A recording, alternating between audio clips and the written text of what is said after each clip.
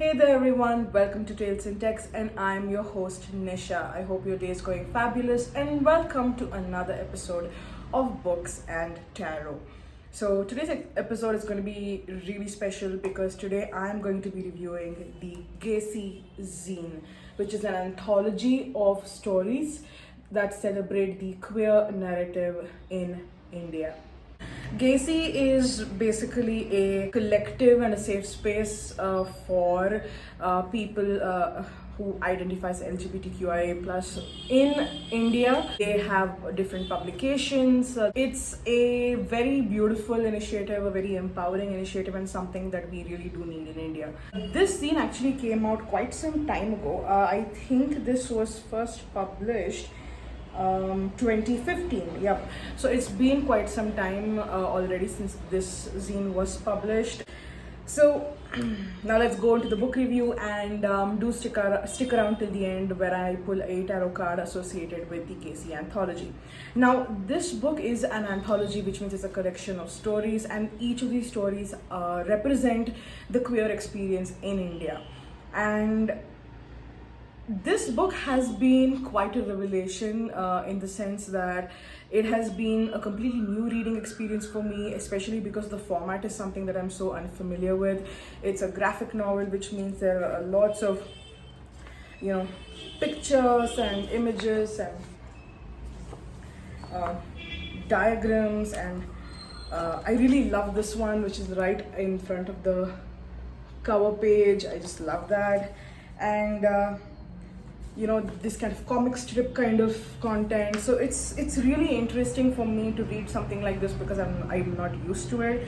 Now, in terms of the quality, I'm gonna cover step by step different features of this zine so that you can get a better idea of what it is, what it's like, and if you should purchase it or not. Okay, quality wise, zines I've seen online typically tend to be something that represents a home printed content, just a couple of pages, usually just stapled. So it's not really a book, it's more like a tiny booklet. But this particular zine is actually magazine quality, not technically a zine. So I would definitely say it's a magazine quality book. The quality is excellent. The pages are, as you can see, my light is also kind of reflecting off of this. It's the magazine quality publishing paper. It's really beautiful. It's very sturdy. The stitching is really great, and you can bend it and whatever you want, it's gonna come back into great shape. So I definitely love the quality of the book, and given that it's only 350 rupees, the quality of the book is excellent, and definitely thumbs up for the quality. In terms of the stories, there are 29 stories over here. Each of them are of different lengths and deal with different experiences. Some of them deal with the experiences of the writer themselves. Some of them are interpretations of what these experiences might look like from the lens of the writer and from the lens of the artist. In some instances, the writer and the artist are one and the same. In other instances, it's a collaboration between people. One of the things that I really loved about this was how every story started off with the description of the artist and the author, and you have their links here as well.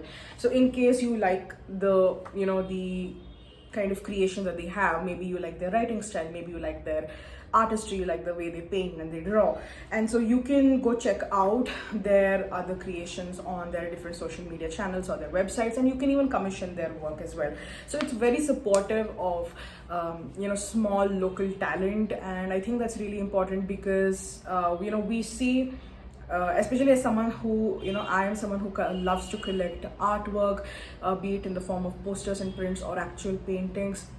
And I've seen that a lot of the art available online, easily purchasable, is something that comes from foreign creators, or you have really big names like Van Gogh or Frida Kahlo, whose prints you can get. It's very difficult to get access to local artists' work, either because of accessibility or lack of awareness, lack of contact with the artist. And it's only in places like Chitrakala Parishad, when they have art events like Chitra Sante in Bangalore, that I'm able to actually go and see artists from India and actually buy their works of art from them directly. So getting access to people's channel name, their social media handles, and so that you can get in touch with them and get the work that you want. I think that's really great. In terms of the stories themselves, there were a couple of stories that I absolutely loved and a couple that were all right. On the whole, I think this is a very well done anthology. Some of the stories really make you feel acutely for the challenges of the queer community in India. One story in particular that really touched me was Dearest Lata by Murali Govindan, Sandhya Prabhat and Prateek Thomas. This one right here. This one was actually really interesting because it spoke of the narrative of trans women in India. Now, if you are someone who lives in India or you've been to India sometimes, you will have seen that we have a community called the Hijra community, which encompasses trans women, and treatment towards them is often very unfair. They are forced to either beg often or offer sexual services in order to make ends meet, and which is really unfair. Luckily, things are starting to change these days. If not nationwide, but in certain pockets where we are seeing trans people get their rights to stand for political positions, for leadership positions, get access to top education, and lead lives of dignity. And we have collectives, for example, like the Aravani Art Project, which are championing the trans cause, not just within India but outside of India as well. I've personally attended a couple of their workshops, and my sister has a set of postcards from them, which is absolutely gorgeous. And if you come to Bangalore, you will see many places in Bangalore where Aravani has done paintings on the walls, murals, which are just really gorgeous. So we are seeing changes like that these days. But Dearest Lata in particular really hit home hard because it showed what the trans experience was like from the eyes of the trans woman. We see this person get a job in a company where they are the only trans person over there. I mean, that, at least according to the story. And how despite getting these opportunities, there is still that gap between her and her colleagues. And that was really sad, and it was also very touching. So that's a story that I absolutely really loved. Another story that I really loved was Who Are the Heroes, which is this one. This actually is, I think, one of the last stories in the book, where we see how individuals like you and me can make a difference in the lives of kids or people who are questioning their sexual or gender orientation, and try to make life easier for them by offering words of comfort, by telling them that, you're going to be okay, by giving them access to resources that can help them during these vulnerable and turbulent times, and becoming that safe harbor where they can lean on, where they can come talk at, when their families, when their friends, when society really pushes them away, when it ostracizes them and just judges them. So it's a really nice story. I really loved it. The artwork is very vibrant and definitely, I think, one of my favorites over here. Another one that I really enjoyed here was the interpretation of the Ila and Sadyumna story by Nandini and Upasana. Now, for those of you who follow my channels, you know that I am someone who's passionate about Hindu mythology in particular, and studying world cultures, and currently I am doing a deep reading of the critical edition of the Mahabharata, and Ila and Sadyumna do come from within the world of the Mahabharata, and one day I will do a deep dive review about that as well. Now, the story of Ila is actually that of gender transitioning, and it represents how the ancient Indian populace was not only aware of gender transitioning but also accepting of it. They had made a place in society where it was acceptable to be someone who wishes to have gender fluidity. And I know a lot of people say that all these, when we talk of ancient India being progressive and being queer friendly, we are imposing our modern ideals onto these ancient stories. But I truly believe that there was acceptance of all types of reality and not just the cis het normative in ancient India. And it was only much later when we had all these different invaders come in with their much more conservative Abrahamic beliefs that our society started to change. And we need more affirmation, in the sense that our religions that we practice, many of our religions are supportive of all realities, were at one point in time accepting and open to the idea of gender fluidity, different sexual orientations, and not everything was so close-minded and conservative as we see it today. So that is definitely a story that I liked. Another story, this is the final one I'm going to be mentioning because I want you to take a look at all these stories yourself, which I really liked, was The Case of the Floating Woman. This is written by C.G. Salamander and illustrated by Ravi Gupta and Adarsh Raghuram. Now, why I like this was because once again this talks of during the British time. The story is set in the British time, and it's about a couple who want to live together and they know that society is not going to let them be together, and that's why they hire a woman, a maid, to come live with them to make it seem like their homestead is normal, as they say. And what happens when, after some time of things going right, when suddenly their luck starts to shift, and ultimately it leads to a very tragic end.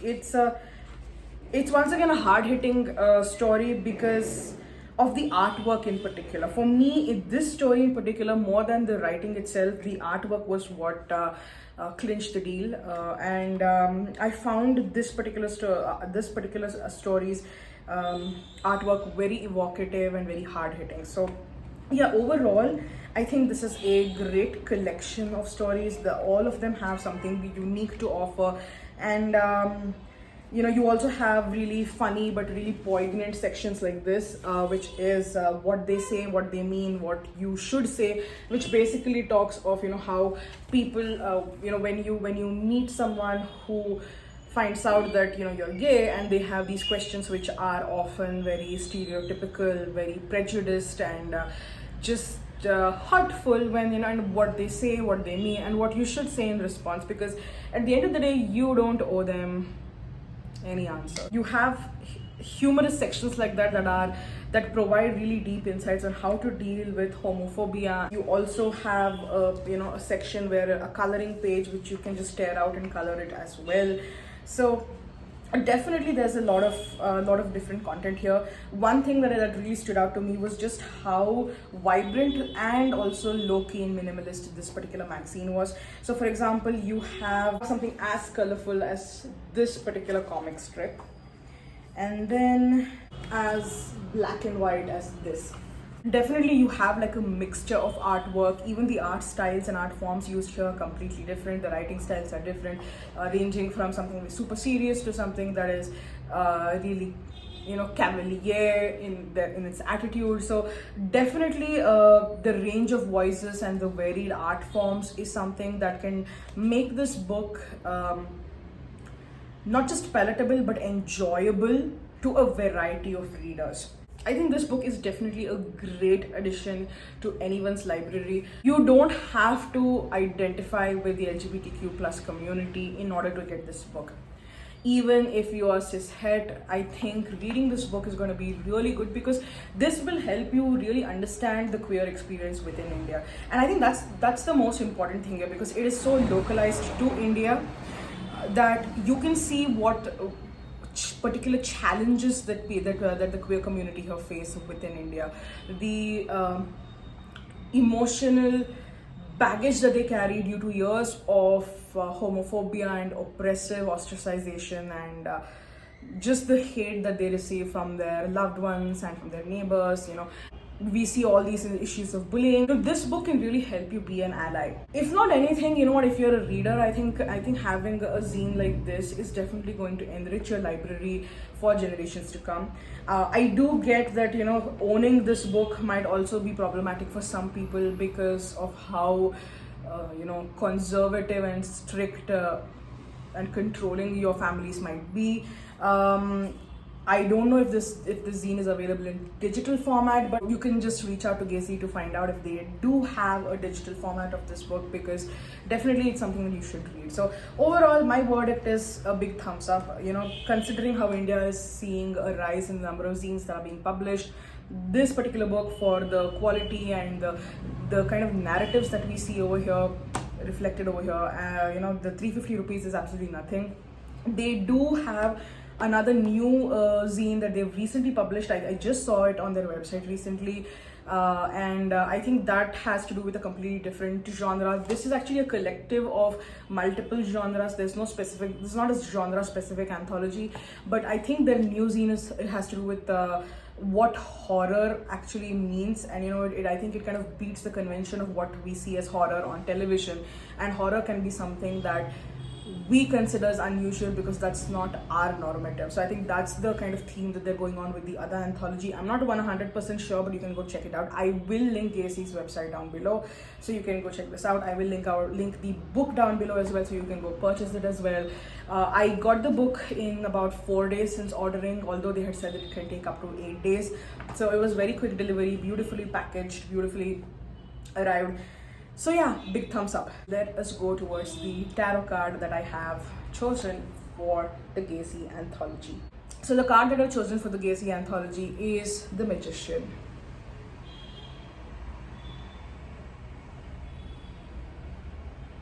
Alright, so I know those of you who are familiar with the tarot might be wondering why the Magician. I know some of you might be thinking, wouldn't justice have been better? Because you know, this is basically calling into question the righteousness of not allowing people to follow their hearts, to live the way they want to be. And a book of this kind is evidence of people, you know, sending a call out to the world that, hey, I want us to be heard, I want us to be allowed to live our realities. You might even be wondering why I haven't chosen strength, because this is inherently representative of the internal strength, and also the emotional, the mental, the physical strength that the LGBTQ plus community in India have displayed, you know, for navigating this challenging socioeconomic, cultural environment that is there in India, and the stereotypes and the homophobia that is entrenched in India today. You might even be wondering why I haven't chosen the Hierophant, which might indicate an upturning of established social values, you know, where we're questioning the social values which are outdated, which are quite frankly Victorian in nature. You know, we have laws that are still vestiges from colonial era. So why did I choose the Magician? Well, to me, the Magician represents a card that speaks of inspiration, of magic, of the potential for a better and brighter tomorrow. It speaks of alchemy, wherein we are bringing together the hopes, dreams, the passions of people. We are bringing in the hurt, the tears, the sadness, the grief, the guilt of having to live as someone who you aren't, and we're pouring all of this into this particular, into a single book that is a book, but also more than a book. It is a representation of the hopes and dreams of millions of people in India. And I just want to read a quote from one of the editors that is mentioned here in the back. It's one of the editors by the name of Solo, and they say, "Describing a graphic anthology of queer stories is not an easy task. How can you even begin to put in words the images that can fuel 1,000 dreams?" And that's why I chose this card for this particular book. The Magician is all about making into reality what was just once in your mind, or these hopes that you just, you know, wished upon into the universe. It's about using not just your mental faculties and your emotional you know, strength, not just using these hopes and these prayers that you have, but using your very real physical tools to manifest something that was unimaginable before, that was never in existence before, bringing to life this magical thing that can propel you and a million others into a better and brighter tomorrow. And to me, that's why this book is The Magician. this book is capable of inspiring so many people who are still in the closet to realize that, you know what, our realities may be different from those of our parents or those of our siblings, but our realities are valid. This book makes you feel heard. This book makes you feel validated. This book makes you know that you're not alone, that there are people out there who can understand what you're going through, and we are here to help. Just get in touch with us and we'll go through this journey together. And yeah, that's why The Magician, I feel like the moment I finished reading this book, I could totally imagine the Magician card for this, because this is just the first step. And you know, the Magician is a card that has no ending. It's the first step, and it's also the stepping stone. The Magician comes into our lives when you have something new emerging, but that is something that you have created. It represents all the, you know, magical tempering that you can do in order to keep manifesting multiple realities as you go ahead in life. So this book is just the first of what I can envision as something absolutely beautiful and absolutely empowering for the LGBTQ plus community in India. And I hope Gaysi continues to make such amazing books, and I hope to see other you know, collectives coming in and creating more such works like this, making not just the queer realities of within India more heard, you know, not just giving them a voice, but helping those who fall outside the spectrum as well, those who identify as cishet, learn more about these experiences and truly become allies. And yeah, this is the face of future India, and I could not be more prouder. Alright everyone, if you stuck around this far, thank you so much for watching, and be sure to like this video and subscribe to my channel for more such awesome updates. And yes, enable the notification button, because you're gonna want to hear from me when I post a new video.